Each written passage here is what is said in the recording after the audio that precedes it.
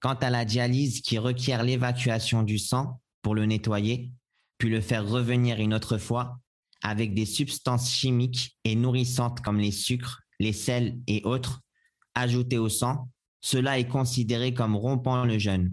Voir Fatawa al-Lajnati Da'ima, tome 10, page 19. Donc, la dialyse, qu'Allah subhanahu wa ta'ala nous protège, qui requiert de mettre en même temps dans la dialyse, de mélanger avec des substances chimiques et nourrissantes, comme les sucres, les sels et autres, tout cela ajouté au sang, cela est considéré comme annulatif.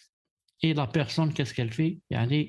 Après, si elle est obligée de faire la dialyse pendant la journée, après, elle rattrape, Inch'Allah ta'ala. Sauf si elle ne peut pas rattraper, bien sûr, elle ne guérit pas, donc elle nourrit pour chaque jour un pauvre. Il lui incombe de rattraper, sauf si sa maladie est incurable. Il doit alors nourrir un pauvre pour chaque jour.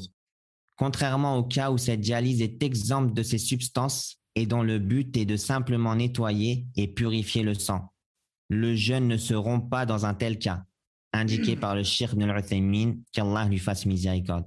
Donc vous avez remarqué que la dialyse se divise en deux. Il y a deux sortes. Il y a celle avec laquelle on mélange des substances chimiques et nourrissantes, comme les sucres, les sels et autre chose. Celle-là, ça annule et on rattrape le jour si on peut plus tard. Si on ne peut pas, on nourrit un pauvre pour chaque jour. Et la deuxième sorte, c'est celle, à laquelle on n'ajoute rien.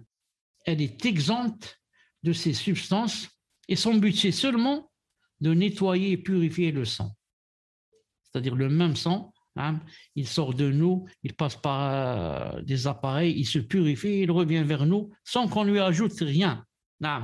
Celle-ci, cette sorte de dialyse ne rompt pas le jeûne d'après l'avis de Cheikh Ibn Uthaymin.